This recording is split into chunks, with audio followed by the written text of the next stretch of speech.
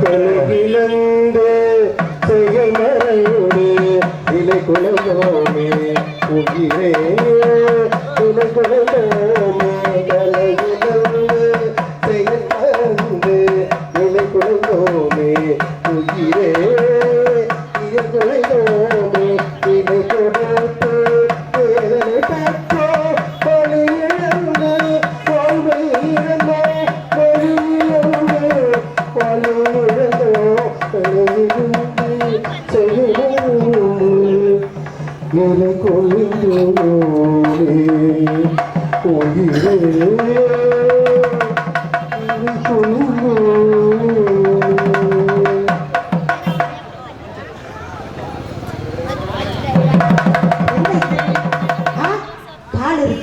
கைக்கு இருக்கு எல்லாம் நம்பலாட்டமே இருக்காங்க. ஏதோ ஒண்ணு ஒரு வித்தியாசமா இருக்க. என்னன்னு தெரியலையே. கூப்பிட்டு கேட்டுருமா? ஐயா ஐயா, ஏன் வித்தியாசமா இருக்கீங்க? எல்லாம் எங்களாட்ட தான் இருக்கீங்க, ஆனா ஏதோ ஒரு வித்தியாசமா இருக்கீங்களே. நாங்களும் மனிதர்கள் தான். எங்க முன்னோர்களும் உங்களை மாதிரி தான் இருந்தாங்க. ஆனா நாங்க தான் இப்படி ஆயிட்டோம். சரி, இவங்க இப்படி ஆனதுக்கு என்ன காரணமா இருக்கும்? ஏன் இப்படி ஆனாங்க கேட்டு பார்க்கலாமா? ஐயா, உங்களுக்கு தெரியுமா? அம்மா, உங்களுக்காவது தெரியுமா? அண்ணே, இது ஏன் இப்படி இருக்காங்க உங்களுக்காவது தெரியுமா?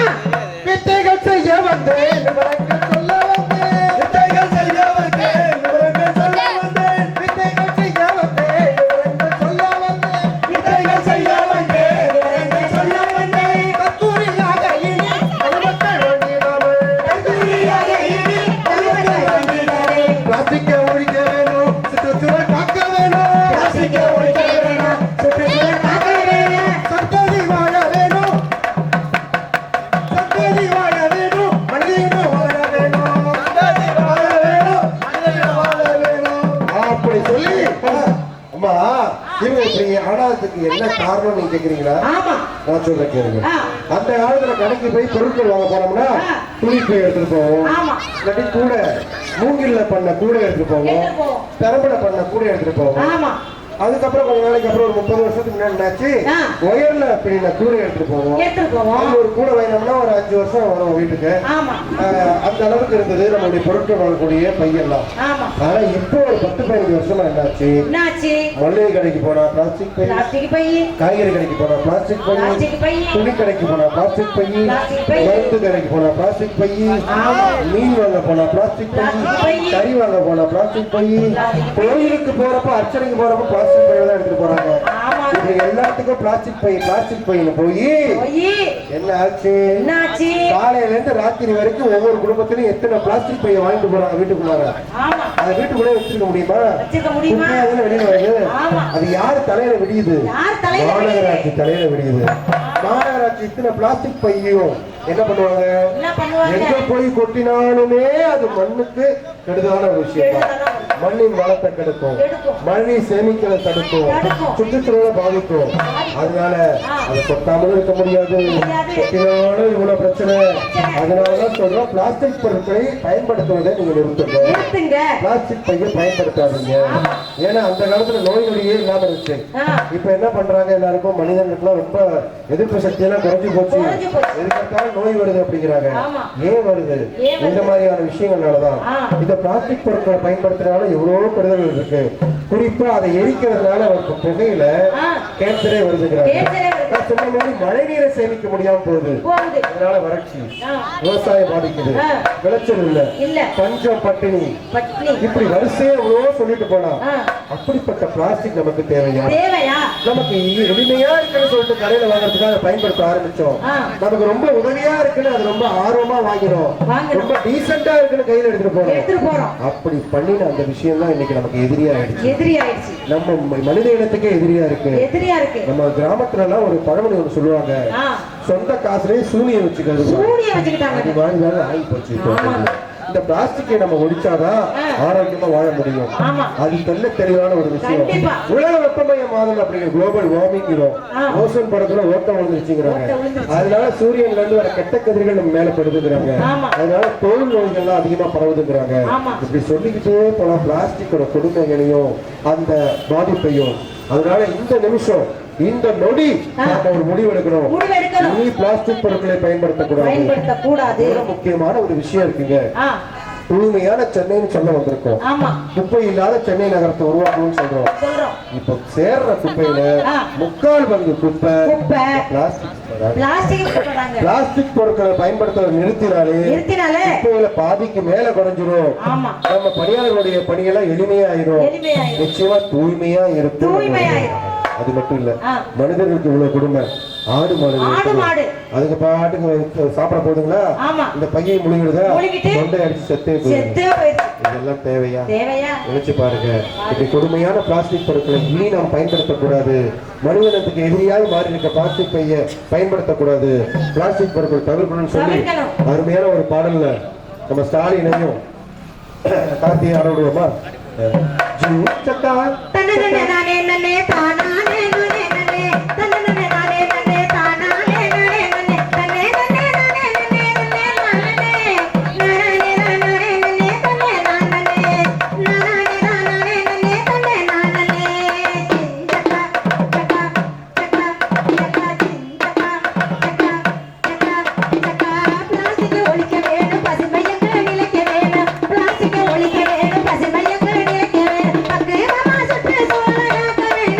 அதுக்கு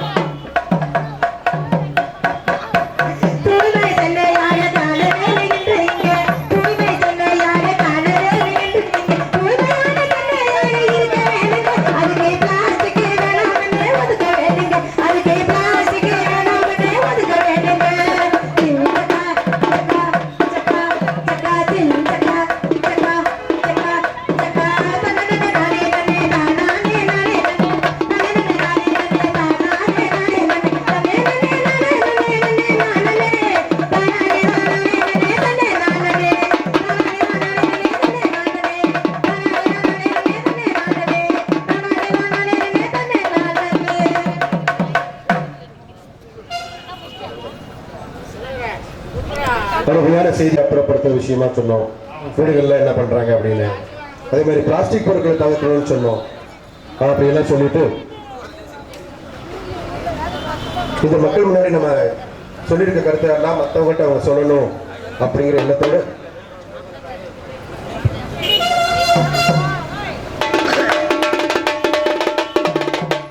சென்னையை தூய்மையா வச்சுக்கணும், பெருக்கலை சுத்தமா பார்த்துக்கணும். சென்னை தூய்மையா வச்சுக்கணும், பெருக்கலை சுத்தமா பார்த்துக்கணும். தண்ணீர் போல நினைக்கணும், தூய்மை எங்கும் காக்கணும்.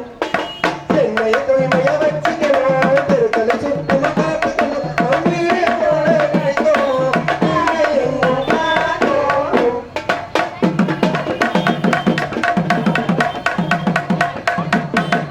அந்த இடங்களில் குப்பை கூடங்களை கண்டிப்பாக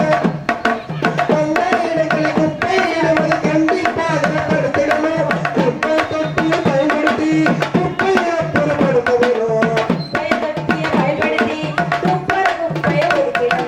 சென்னையை தூய்மையா வச்சுக்கணும், பெருக்கலை சுத்தமா பார்த்துக்கணும். தண்ணீர் போல நினைக்கணும், தூய்மை எங்கும் காக்கணும்.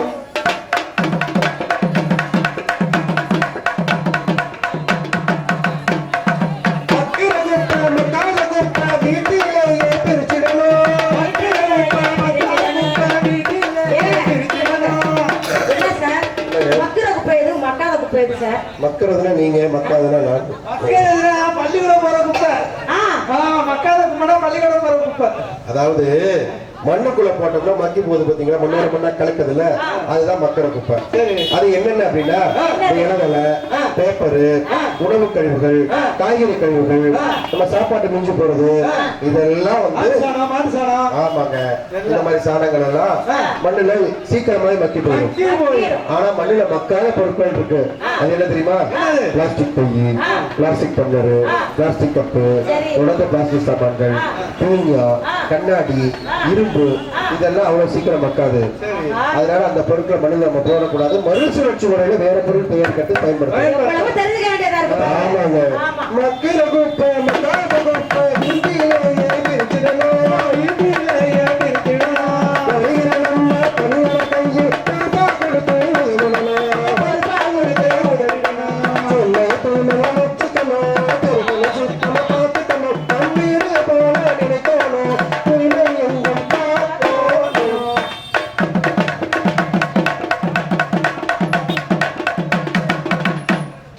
இயற்கை சூழல் எங்கும் நிலைக்க செயற்கை வாழ்வை ஒதுக்கிடணும், இயற்கை சூழல் எங்கும் நிலைக்க செயற்கை வாழ்வை ஒதுக்கிடணும். பசுமை சென்னை ஆக்கிடுவோம், பிளாஸ்டிக் பொருட்களை தவிர்த்திடுவோம். பசுமை சென்னை ஆக்கிடுவோம், பிளாஸ்டிக் பொருட்களை ஒதுக்கிடுவோம். சென்னை தூய்மையா வச்சுக்கணும், பொருட்களை சுத்தமா பார்த்துக்கணும். தண்ணீர் போல நினைக்கணும், தூய்மை எங்கும் காக்கணும்.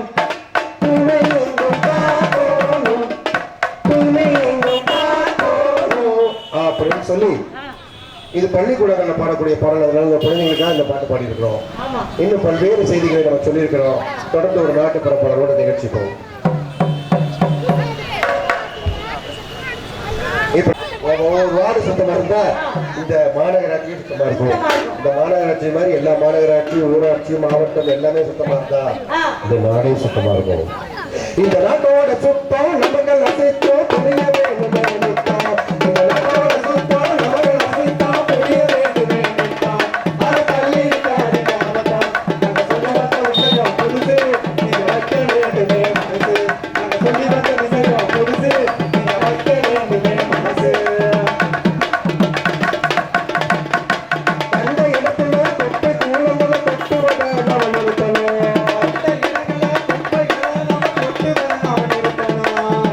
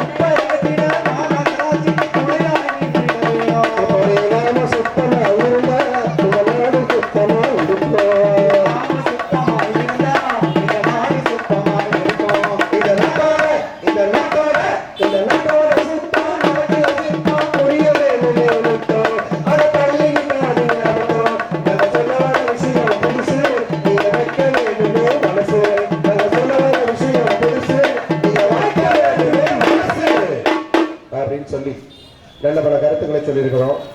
சென்னை மாநகராட்சியோட சுத்தம் நம்மளோட கையில இருக்கு, இது மக்களுடைய கையில இருக்குன்னு சொல்லியிருக்கோம். பொறுப்பாக நடந்துக்கணும். மாநகராட்சி எவ்வளவு நடவடிக்கை எடுக்கிறாங்க, அவங்களோட நீங்க உறுதுணையா இருக்கணும்னு சொல்லியிருக்கிறோம். அப்படி ஒரு நிலைமை ஏற்பட்டு அவர்களுடைய பொறுப்பை உணர்ந்து குப்பை விடுவதோட பொறுப்பா அதை அகற்றணுங்கிறத உணர்ந்து குப்பை தொட்டியை பயன்படுத்துவத பொறுப்பா நடந்துக்கிட்டாங்கன்னா, மாநகராட்சியினுடைய குப்பைக்காக வரக்கூடிய பணியாளர்கள் பொறுப்பா கொடுத்தாங்கன்னா நினைச்சு பாருங்க, இந்த சென்னை எவ்வளவு அழகா இருக்குங்க. அது நிச்சயமா மாறதான் போகுது. இது போன்ற நிகழ்ச்சிகள் இனி பட்டிப்பம் நம்ம கிராமம் நம்ம பயிர்களை எல்லாம் எல்லா வார்டுகளையும் எல்லாம் நடத்த போறோம். அதனால ஒரு மாற்றத்தை ஏற்படுத்த போறோம். இன்னும் ஒரு வருடத்துல சென்னை மாநகரம் மிகப்பெரிய மாற்றத்தை சந்திச்சதுன்னா அதுதான் நம்ம வாயில சம்பளம் நம்ம நினைக்கணும். அப்பதான் மகிழ்ச்சி நம்ம கலைஞர்களுக்கு ஏற்படும். அந்த பொறுப்போட அந்த உறுதியோட இந்த நிகழ்ச்சியை நம்ம ஒரு வருடமா நடத்திட்டு இருக்கோம்.